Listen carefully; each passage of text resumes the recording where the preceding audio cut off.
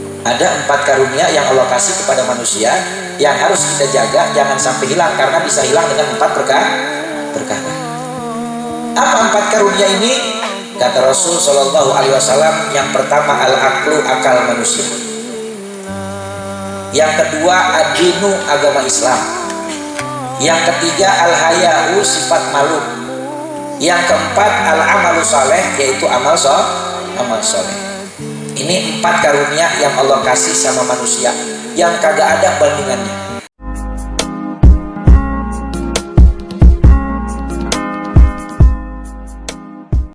Bapak Ibu sekalian yang dirahmati oleh Allah Subhanahu wa taala, malam hari ini kita duduk bersama dalam peringatan Maulid Baginda Rasul Nabi Muhammad sallallahu alaihi wasallam. Kita duduk bersama karena cinta kepada Rasulullah. Nggak mungkin Bapak Ibu sekalian duduk di acara ini sampai malam kalau nggak karena cinta. Sama halnya saya, ketika saya macet-macetan di jalan, ya, cari jalan alternatif dan lain sebagainya sampai ke sini, ini juga karena cinta kepada Allah dan Rasulnya Nabi Muhammad Sallallahu Alaihi Wasallam. Saya nggak akan panjang kalam, saya akan bicara tentang satu hadis Nabi, yang hadis ini sangat penting dalam kehidupan sehari-hari kita. Kata Rasul Sallallahu Alaihi Wasallam, arba'atun jawahir fi jismi bani Adam yuziluha arba'atu asya. Ada 4 karunia, ada 4 mutiara yang tak ternilai harganya yang Allah kasih kepada manusia, tetapi harus dijaga jangan sampai hilang dengan 4 perkara. Apa Bu? Ada 4 karunia yang Allah kasih kepada manusia yang harus kita jaga jangan sampai hilang, karena bisa hilang dengan 4 perkara. Apa 4 karunia ini? Kata Rasul Shallallahu Alaihi Wasallam, yang pertama al-aqlu, akal manusia.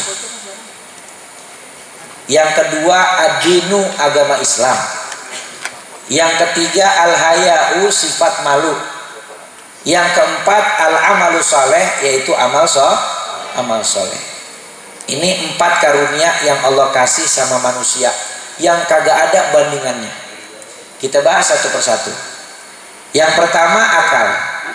Allah kasih manusia akal. Ini karunia yang besar yang mesti kita syukurin. Lihat, kalau ada orang ganteng, wajahnya tampan, atau wanita yang paling cantik di dunia, tapi kalau otaknya koslet, kira-kira cakep gak? Kira-kira lamun cek orang dia Sunda apa? Sundanya. Lamun cek orang dia kumaha mun aya perempuan teh naon? Awewe, mun aya awewe anu gelis pisan. Ngan otakna koslet, gesrek, alus atau goreng? Goreng. Pakai patut dehnya. Jadi kalau ada laki-laki tampan, wanita cantik, tapi kalau akalnya koslet, maka jelek. Mendingan muka pas-pasan, nggak terlalu cakep, nggak terlalu ganteng, tapi akalnya sehat. Syukur-syukur mah kalau bisa udah muka ganteng, wajah cantik, akal juga cerdas. Makanya karunia yang Allah kasih ini akal mesti dijaga, jangan sampai hilang. Kata Rasulullah, fal ghadab yuzilul akla. Sifat marah itulah yang bisa menghilangkan akal manusia. Sifat marah. Jadi orang kalau mau akalnya sehat, jangan suka marah. Saat dia nosok ambekan saha? Ayat teh? Hah? Teu ayanya. Jika nama di ditu kabeh di ditu. Ngan cek urang ditu keur ditaros pindahan tidinya. Sarua kenanya. Akal yang Allah kasih mesti kita jaga jangan sampai hilang. Dan hilangnya kata Nabi dengan sifat marah. Makanya lihat orang kalau marah, handphone dibanting, remote TV dibanting, TV dibanting, Itu kan pernah ada video viral dulu, ada anak muda diberhentiin polisi, ditanyain surat-surat nggak terima, akhirnya motornya dihancurin, dipretelin habis. Bener gak? Itu gara-gara apa tuh? Hilang akal. Lah motor kreditan belum lunas, dipretelin habis. Gara-gara hilang akal. Sebabnya apa? Sebabnya gara-gara marah. Pernah kejadian di luar Pulau Jawa, ada seorang suami, dia selingkuh, ketahuan sama bininya, Bu. Lagi tidur, dia punya kemaluan, dipotong, digoreng, dimakan. Naudzubillah min dzalik. Itu pernah saya lihat ada di berita.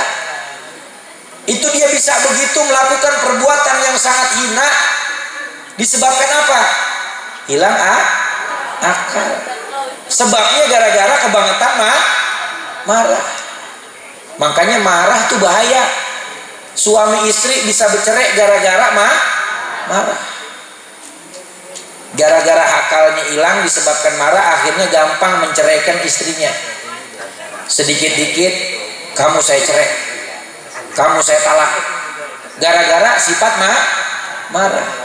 Nggak sedikit tukang parkir main tusuk-tusukan, akhirnya mati gara-gara marah. Sepele cuma 2.000 berebutan parkir, marah, akhirnya hilang akal dan harus hilangnya nyawa. Makanya akal mesti dijaga, jangan sampai rusak gara-gara sifat marah. Bu, masih hidup? Diem aja. Bu, etan udah di itu. I love you full. Bu, Rasulullah pernah ketika Rasul sedang duduk sore hari, Rasul panggil istrinya Sayyidah Aisyah, ya Humairah, wahai yang pipinya kemerah-merahan, sore-sore begini yang enak minum teh manis. Akhirnya Sayyidah Aisyah bikinin tuh teh manis buat Rasulullah. Ketika diminum sama Nabi, ternyata rasanya bukan manis, asin. Ternyata salah masukin, bukan yang dimasukin gula, yang dimasukin garam. Ketika habis minum, Nabi senyum, Nabi bilang sama Sayyidah Aisyah, wahai istriku Aisyah, kayaknya kalau minum teh secangkir berdua romantis deh. Akhirnya yang setengah diminum sama Siti Aisyah. Ketika diminum, wajahnya merah, malu sama Nabi Muhammad. Kata Sayyidah Aisyah, ya Rasulullah, maafin saya salah masukin, bukannya gula, yang saya masukin garam, minta redoknya ya Rasul. Tuh bini begitu yang soleha tuh, ketika salah tahu diri minta maaf, minta redho sama suami. Nggak kayak bini sekarang, dia salah juga tetap baik, laki yang salah. Orang perempuan mah kagak pernah salah, bener mulu. Yang salah suami. Kalau bini salah gara-gara suami juga. La haula wala quwata illa billah. Itu ketika Rasulullah dikatakan begitu oleh Sayyidah Aisyah, Nabi senyum, Nabi bilang, nggak apa-apa ya Aisyah, lain kali kamu lebih hati-hati lagi. Bu, kira-kira kira-kira kalau punya suami begitu akhlaknya cakep, enak gak? Enak gak Bu? Pengen apa kagak? Nih saya mau tanya, ini kampung apa sih mereknya nih?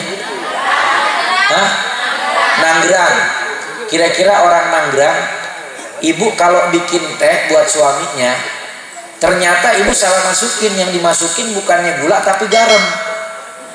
Pas suami minum, kira-kira nih pilihannya, A, apakah ibu disembur sama teh jika dukun? B, dikata-katain sama suami, dasar lu bini sabar geledek, lu nikah sama gue udah 20 tahun lebih, bikin teh aja pakai ketuker, garam pakai ketuker sama gula. Atau pilihan yang C, yang ketiga, ditakol sama ceret. Atau mungkin yang keempat, semuanya benar. Semuanya benar. Ya Allah, kebangetan banget ya. Itu gara-gara sifat marah. Orang kalau udah marah Bini kalau udah marah kuat pulang dari rumah suami, pergi ke rumah orang tua. Pergi ke rumah orang tua. Ketika dia pergi balik lagi. Suami nanya, "Ngapa balik lagi?" "Rumah mah dikunci." Lagi pergi. Kebangetan marah, "Maafin deh Bang ya, tadi saya marah." Begitu. Gara-gara marah. Maka mesti jaga akal ini, jangan jadi orang yang tukang marah. Kata Nabi Muhammad, pernah dulu ada orang tanya sama Rasul, "Ya Rasul, kira-kira kalau kita datang emosi atau kemarahan, bagaimana cara untuk meredamnya?" Kata Nabi Muhammad, "Kalau kamu marah, yang pertama istighfar dulu. Baca istighfar. Astagfirullahaladzim." Lalu kata orang yang tanya, "Ya Rasul, kalau udah istighfar masih marah juga bagaimana?" Kata Nabi, "Ambil wudhu. Karena marah itu datangnya dari syaitan. Syaitan diciptakan Allah dari api, dan api padam dengan air. Makanya orang marah disuruh wudhu." Lalu kalau sudah wudhu, "Ya Rasul, masih marah bagaimana?" Kata Nabi, "Sholat 2 rakaat. Kalau udah sholat 2 rakaat masih marah, baca Quran." Girang gua tuh di pojok tuh, kayak orang habis dapat arisan. Kalau udah baca Quran masih marah, berarti dia orang yang sudah tertutup hatinya. Karena Quran adalah obat dari segala macam penyakit. Makanya jangan jadi orang yang suka marah. Enak jadi orang penyabar. Bu, jadi penyabar. Apalagi kalau di jalan, Bu. Di jalan tuh kadang-kadang kan kita sering banget emosi, Bu ya. Tiba-tiba orang nyerobot dari sebelah kiri, motong kita begitu naik motor ya, Bu. Marah gak kira-kira? Ngomong apa itu? Kira-kira yang keucap apa kira-kira? Istighfar apa kira-kira? Nah, setan lo. Mama dilawan. Ya, gue makan juga lo kan begitu kalau mama, galak banget mama. Sen ke kiri, beloknya ke kanan. Maka jangan jadi orang yang suka marah, jangan. Orang kalau suka marah cepat mati. Mati. Bahaya, makanya jangan jadi orang yang suka marah. Jaga akal kita. Akal kalau udah koslet gara-gara sering marah, akhirnya jadi orang PA. Na'udzubillah min dzalik. Itu yang pertama yang mesti dijaga. Orang kalau suka marah, rumah tangga tuh berantakan. Dapur bisa pindah ke ruang tamu. Piring pada melayang. Gara-gara sifat marah. Makanya apa-apa tuh mesti sabar. Ikutin bagaimana sabarnya Nabi Ayub. Ikutin bagaimana sabarnya Sayyidah Asiyah. Bu, ngadepin suami mesti banyak sabar. Pak, ngadepin bini mesti banyak sabar. Kata Rasulullah di dalam kitab Syarah Uqudul-Ujain fi Bayani Huquqi Zaujain karangan Imam Nawawi, siapa orang suami yang sabar dengan perangai buruk istrinya, maka dia akan mendapatkan pahala seperti pahala yang Allah kasih kepada Nabi Ayub. Saya mau tanya, ujian kita lebih besar gak dari ujian Nabi Ayub? Nggak ada sekuku-kukunya. Nabi Ayub itu hartanya banyak. Nabi Ayub itu punya istana. Nabi Ayub itu punya ladang, 500 ladang. Setiap ladangnya itu punya 2 orang budak. Dan semua miliknya Nabi Ayub. Dan memiliki ternak onta, ternak sapi, ternak kambing, ternak gajah. Ternaknya ribuan. Tapi Nabi Ayub rajin ibadah. Digoda sama setan. Nih kalau diambil hartanya nih kira-kira masih mau ibadah gak? Ternyata semua hartanya habis, masih rajin ibadah. Padahal iblis minta izin sama Allah. Ya Allah, saya izin mau coba nih kekasihmu Ayub. Dia kan rajin ibadah karena hartanya banyak. Coba kalau saya ambil ternaknya. Diambil, mati semua ternaknya. Nabi Ayub cuma bilang, innalillahi wa inna ilaihi rajiun. Semua milik Allah kembali kepada Allah. Tetap rajin ibadah. Iblis makin kesel tuh. Akhirnya iblis izin lagi. Ya Allah, izin saya mau ambil uji dia dari orang-orang yang dia sayang. Anak-anaknya, keluarganya meninggal. Kata Nabi Ayub, innalillahi wa inna ilaihi raji'un. Ini iblis makin kesel, minta izin lagi sama Allah. Ya Allah, saya izin mau ganggu tubuhnya Nabi Ayub. Karena sebenarnya iblis nggak bisa mengganggu para nabi dan rasul. Kenapa? Karena maksum dijaga oleh Allah Subhanahu wa taala. Akhirnya Allah izinin. Ketika Nabi Ayub sujud di dalam sholat, dihembuskan udara oleh iblis masuk lewat hidungnya Nabi Ayub. Nabi Ayub menderita penyakit sekujur tubuhnya, menderita penyakit gatal. Itu penyakit yang luar biasa. Sampai diasingkan sama orang kampungnya, tinggal di luar jauh dari kampungnya. Semua orang meninggalkannya, tapi Nabi Ayub tetap ibadah kepada Allah Subhanahu wa taala. Sampai akhirnya Allah perintahkan Nabi Ayub untuk menghentakkan kakinya di bumi, terpancarlah air, dan mandi dari air tersebut dibersihkan oleh Allah Subhanahu wa taala. Selesai ujiannya. Ada gak ujian kita yang lebih dahsyat dari Nabi Ayub? Ya, kita metimbang apa sih yang kita punya? Timbang motor satu, rumah sepetak, diambil sama Allah. Ya, nggak seujung-ujung kukunya Nabi Ayub. Nabi Ayub ujiannya dahsyatnya luar biasa.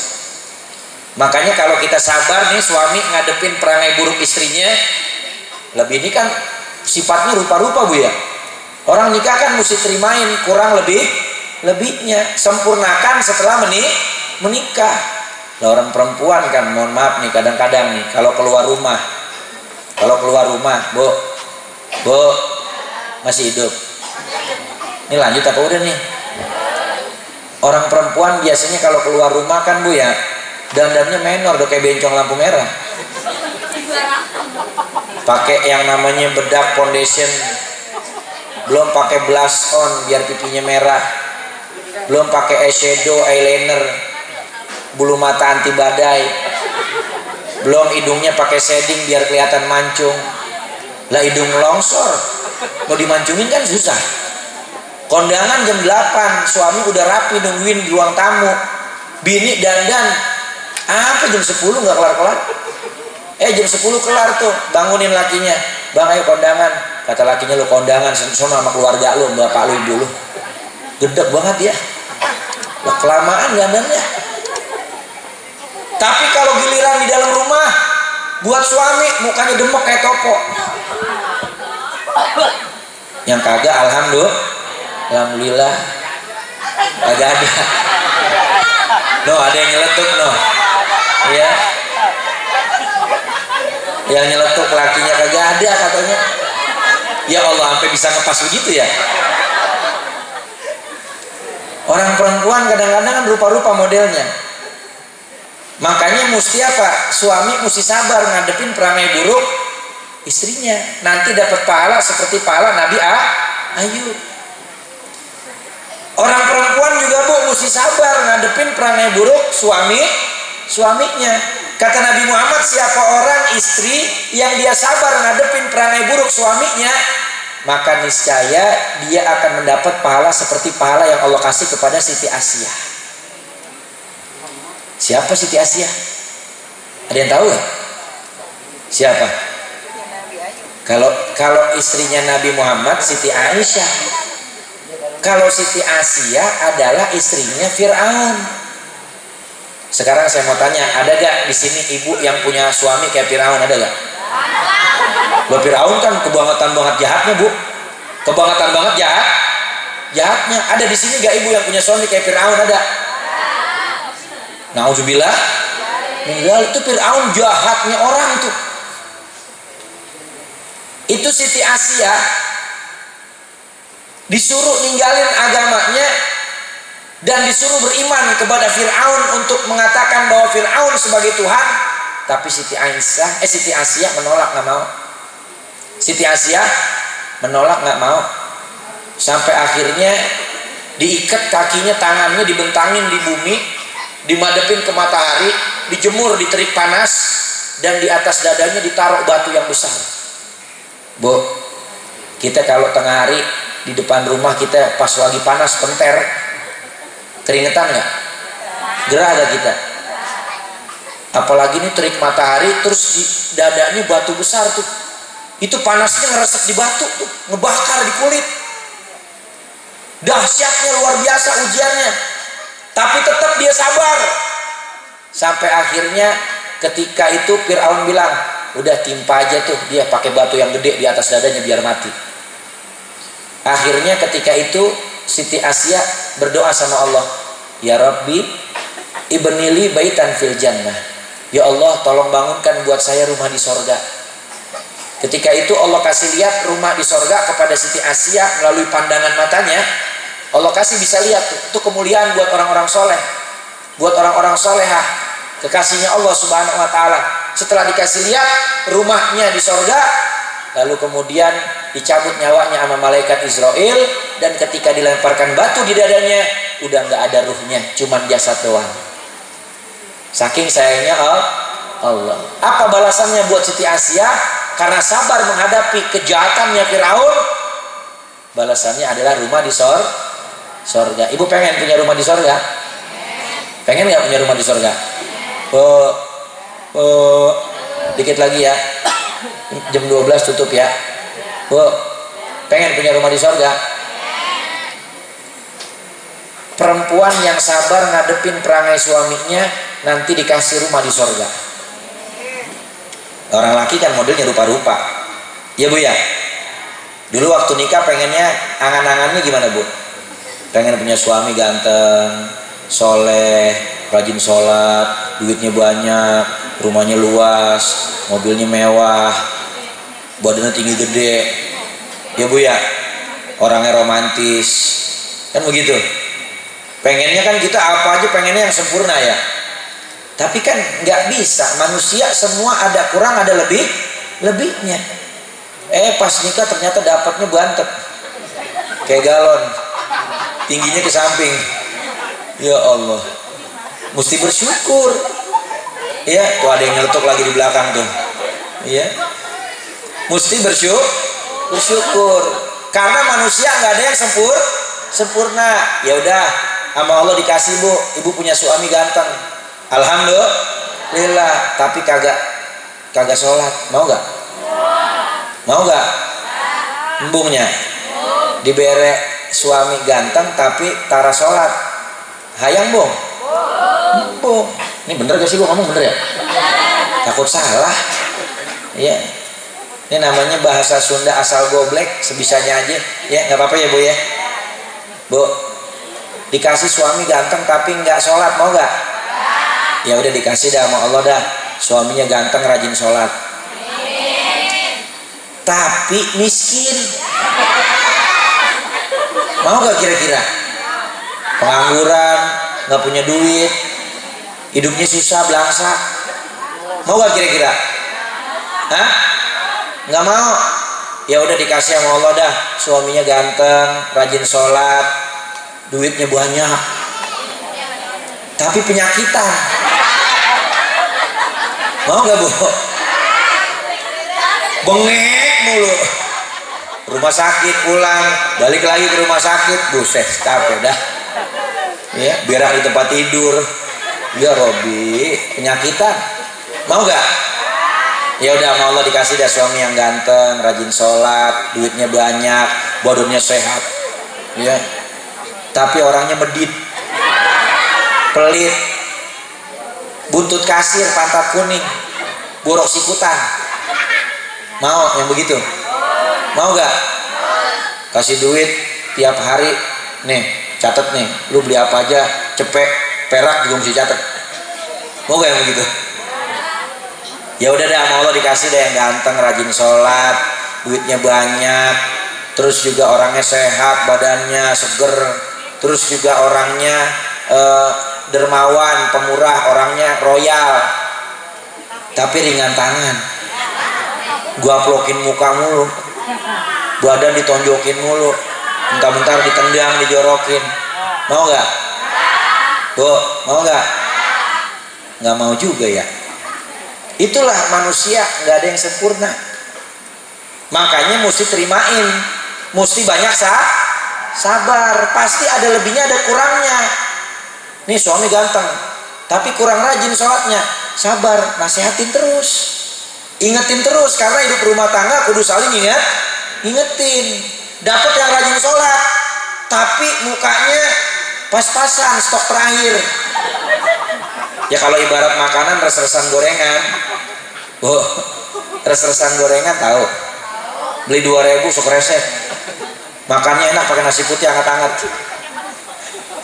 Res-resan gorengan, tahu kagak, bawang kagak, pisang kagak, res-resannya doang.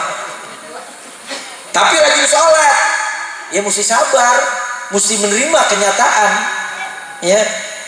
Walaupun mukanya begitu, ya makanya mesti banyak sabar, ya. Jangan jadi orang yang suka marah. Itu yang pertama, akal dijaga, jangan suka marah, karena akal bisa hilang gara-gara sifat marah. Yang kedua, Allah kasih karunia agama Islam. Kita bersyukur bisa memeluk agama Islam. Karena seandainya manusia dikasih dunia beserta isinya, kata Imam Haddad di dalam kitab Nashaihu Diniyah wal Wasaya Limaniyah, seandainya manusia ini dikasih dunia beserta isinya, semua dia punya, tetapi nggak punya iman dan Islam, dia hakikatnya orang yang paling miskin, orang yang paling rugi. Tapi kalau seandainya ada orang yang dia miskin banget, nggak punya dunia sedikit pun, tapi Allah kasih kepadanya iman dan Islam, maka dia orang yang paling beruntung. Kenapa? Karena orang yang mati dalam keadaan iman dan Islam, maka dia akan masuk surganya Allah Subhanahu wa Ta'ala. Orang yang hidup dan matinya dalam keadaan tidak beriman, tidak memeluk agama Islam, maka khalidina finari jahannam, kekal di dalam neraka jahannam. Bu, muak ngantuk ya? Bu, belah sono udah pakai autan, takut banyak nyamuk, namanya deket kebun. Bu, itu neraka panasnya luar biasa, dipanasin nama Allah 4.000 tahun kata Nabi Muhammad di dalam kitab Mukasyfatul Qulub karangan Imam Ghazali. 1000 tahun pertama dinyalain tungkunya doang, 1000 tahun kedua dipanasin apinya sampai berubah menjadi merah, 1000 tahun ketiga dipanasin sampai apinya berubah menjadi putih, 1000 tahun keempat dipanasin apinya sampai berubah menjadi hitam kelam. Ketika ada sahabat tanya, ya Rasul bagaimana keadaan di neraka? Kata Nabi, kalailil mudlim, seperti malam yang gelap gulita. Satu hari di akhirat sama dengan 1000 tahun di dunia. Berarti 4.000 tahun Allah panasin tuh api neraka, sama dengan 4 juta tahun Allah panasin tuh api neraka hitungan dunia. Kita ke sundut rokok aja loncat, kepetelan minyak lagi goreng ikan teriak-teriakan, apalagi api neraka. Kata Rasulullah, seenteng-entengnya siksa di neraka itu satu butir bara api neraka segede biji sawi ditaruh di bawah telapak kaki manusia, otaknya mendidih matang. Itu paling ringan-ringannya siksa di neraka.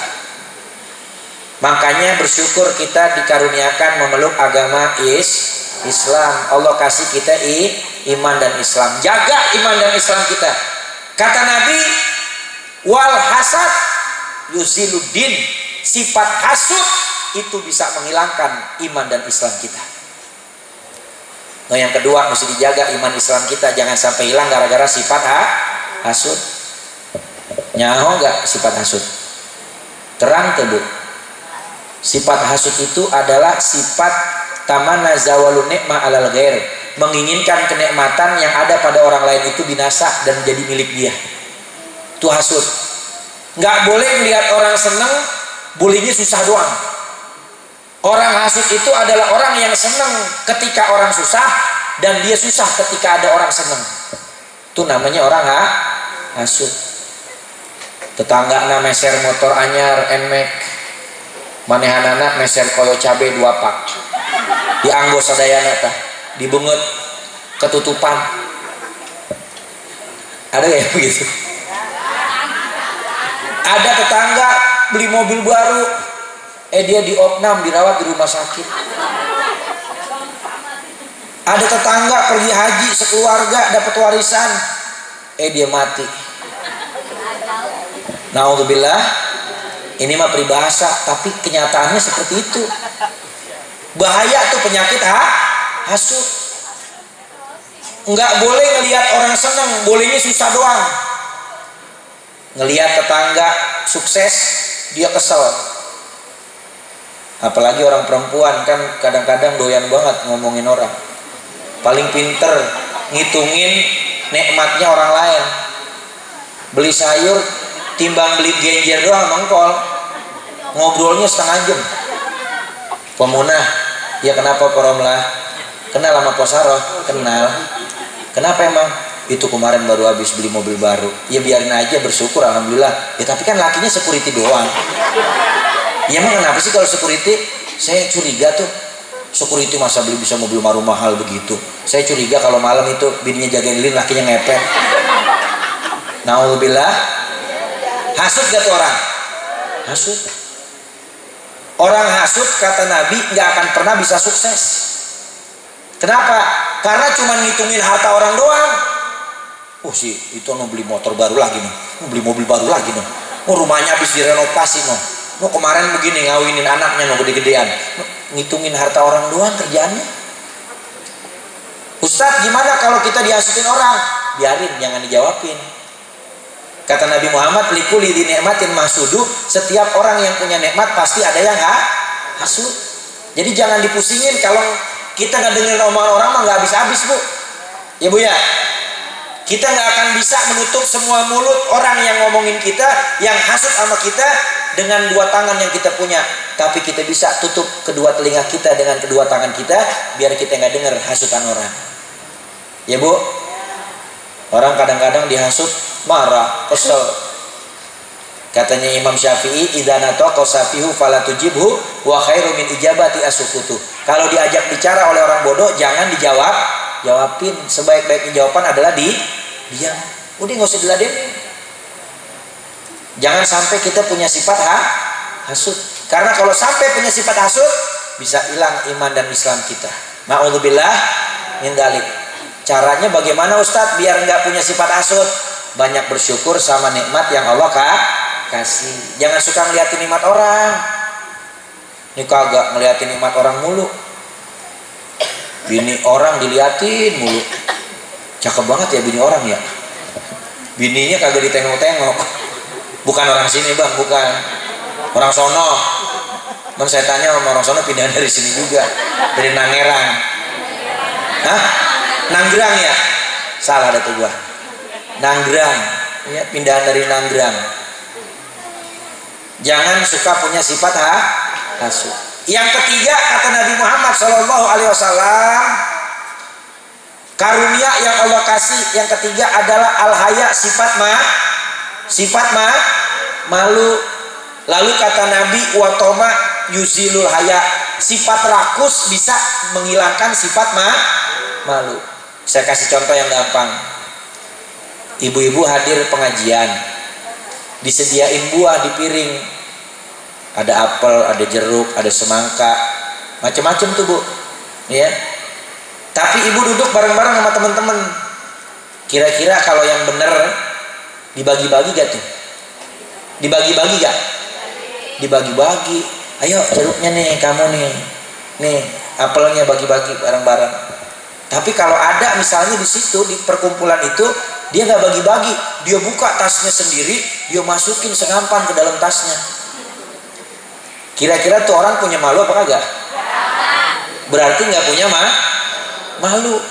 Disebabkan apa? Gara-gara sifat rakus. Makanya kata Nabi jangan sampai hilang sifat malu kita gara-gara sifat rakus. Makanya ibu kan kalau datang pengajian tasnya gede-gede lihat dah. Enggak juga ya? Ya Allah. Makanya jangan sampai punya sifat rakus. Orang kalau punya sifat rakus apa aja dia lakuin walaupun itu perbuatan yang haram. Yang penting bisa dapat apa yang dia pengen. Sekarang bu lihat bu, anak-anak kecil jagain ibu nih.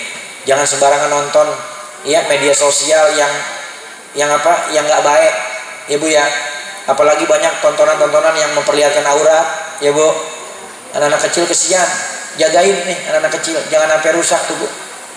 Orang sekarang buat nyari konten tuh, buat nyari subscriber, followers, buat nyari begituan sampai rela-rela tuh yang namanya melakukan perbuatan yang haram seperti pakai pakaian seksi, memperlihatkan aurat. Naudzubillah min dzalik. Pada nggak punya malu. Kata Nabi Muhammad, perempuan kalau nggak punya sifat malu, harganya cari segenggam debu.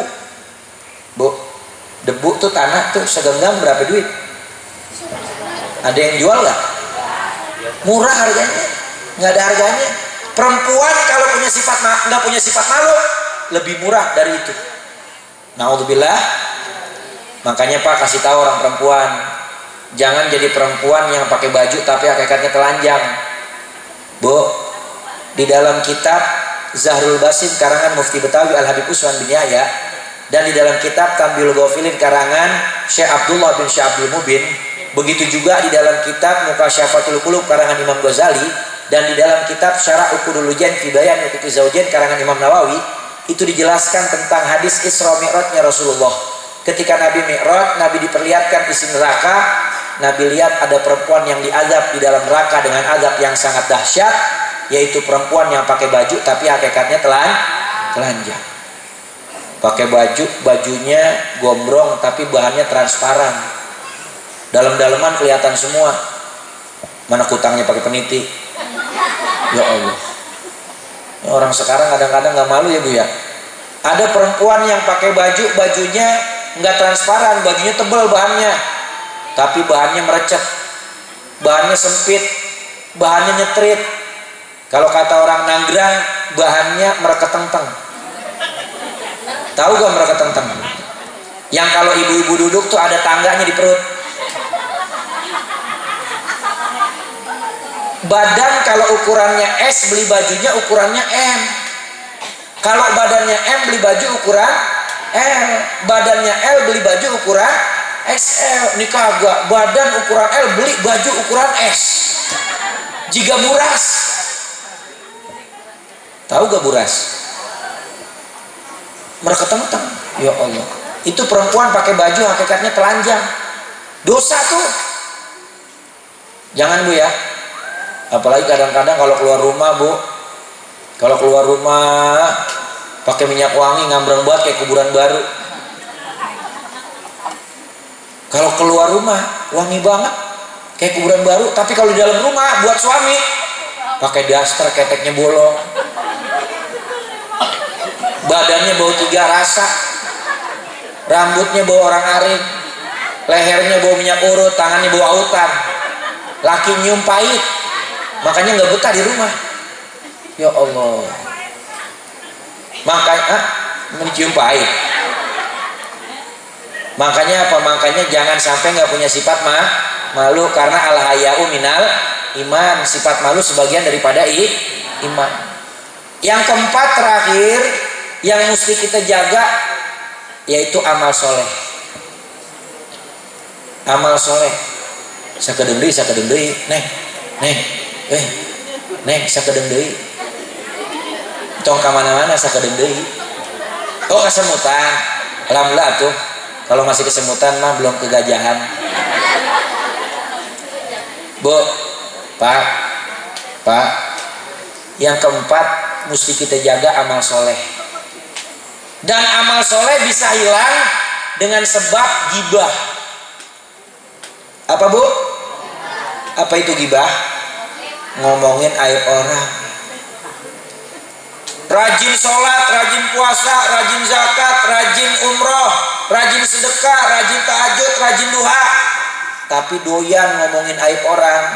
Ibarat orang yang di jalan ngumpulin buah pakai keranjang gede, dia kumpulin sebanyak-banyaknya, sampai di rumah dia pikir keranjangnya penuh, ternyata nyampe di rumah kosong karena keranjangnya bolong. Tuh orang begitu tuh kalau suka ngomongin aib orang. Makanya jangan ya. Ini kita paling demen banget ngomongin aib orang. Kadang-kadang lagi marhabanan, lagi maulid ngomongin orang. Marhaban ya nurul aini. Lihat gamisnya baru lagi noh. Marhaban jadal husaini. Lah dia memang kan tiap maulid kan dia ngutang mulu. Marhaban. Itu lihat kerudungnya beli sama saya, udah ngambil 3 kali nggak bayar. Marhaban ya marhaban. Sama buat sama empoknya no yang di belakang no lihat no, pakai cincin banyak banget, belum pakai gelang udah kayak toko mas berjalan. Ya nurul aini. Ya Allah, bukan orang sini, bukan orang sono. Saudara orang sini. Ya Allah, jangan ya Bu ya, jangan suka ngomongin aib orang. Girang banget itu bocah gondrong temennya. Bu, kata Nabi, al-ghibah asyadu minazina. Gibah, ngomongin aib orang itu lebih dahsyat daripada zina. Ada sahabat tanya sama Nabi, ya Rasul, kok bisa orang yang gibah lebih dahsyat dari zina? Kata Nabi, orang yang zina, kalau dia bertobat sama Allah taubatan nasuha, dia menyesali perbuatan dosanya, dia meninggalkan dosa itu untuk selamanya, dia berjanji untuk tidak kembali kepada dosa itu walaupun sebentar, dia bertobat kepada Allah taubatan nasuha, maka Allah ampunkan kesalahannya, Allah terima taubatnya. Tapi orang yang gibah, yang suka ngomongin aib orang, kata Nabi, walaupun dia sudah bertobat kepada Allah Subhanahu wa taala, tetapi kalau belum dapat maaf dan ridho dari orang yang diomongin, nggak dapat ampunannya Allah. Serem apa kagak? Sekarang saya mau tanya, kira-kira dari mulai kita melek Bu sampai kita merem, sadar nggak sadar berapa banyak orang yang kita omongin? Nggak kehitung. Lah kita makan apa aja kita kata, betul Bu ya? Lagi jalan ke pasar ngelihat orang gandengan, lakinya botak, tua, bininya cakep banget masih muda, lah kita kata, tuh bininya kayaknya matre tuh, laki-laki mana berbotak lagi, mau aja lagi, iya itu kayaknya matre itu bininya. Kita mah apa aja kita kata.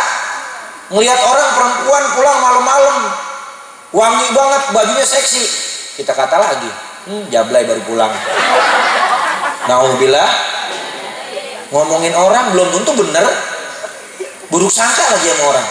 Nauzubillah min dzalik. Maka jangan suka gibah, karena gibah bisa ngilangin amal soleh. Dah, udah itu aja 4. Ya, pas banget jam 12 tuh di jam tangan saya. 4 perkara yang mesti kita jaga. Yang pertama adalah akal, yang kedua adalah iman dan Islam, yang ketiga adalah sifat malu, yang keempat amal soleh. Caranya bagaimana? Akal jangan dirusak dengan suka marah, iman dan Islam jangan dirusak dengan apa? Sifat hasud, sifat malu jangan dirusak dengan yang namanya sifat serakah, dan amal soleh jangan dirusak dengan ghibah. Mudah-mudahan 4 perkara ini bisa kita pahami dan kita amalkan dalam kehidupan sehari-hari, sehingga Allah jaga iman Islam kita, Allah jauhkan kita daripada sifat hasud, Allah jauhkan kita daripada sifat serakah, Allah jauhkan kita daripada semua penyakit hati, Allah jaga akal kita, Allah berikan kita husnul khotimah. Amin ya rabbal alamin. Mudah-mudahan tidak bangun dari majlis yang mulia ini kecuali dosa kita diampuni oleh Allah Subhanahu wa taala, digantikan keburukan kita dengan kebaikan oleh Allah Subhanahu wa taala. Pulang maulid, sholat 5 waktunya makin rajin, berjamaahnya ke masjid ke musola makin rajin, nutup auratnya makin istiqomah, ngajinya makin rajin, makin tambah cinta sama Allah dan Rasulnya Nabi Muhammad, cinta sama ulama. Amin ya rabbal alamin. Mari sama-sama kita angkat tangan, kita mohon sama Allah, mudah-mudahan semua hajat kita qabul dunia akhirat. Qala Nabi sallallahu alaihi wasallam, Abdul magul tu'ana wa nabiyuna min qabli, la ilaha illallah,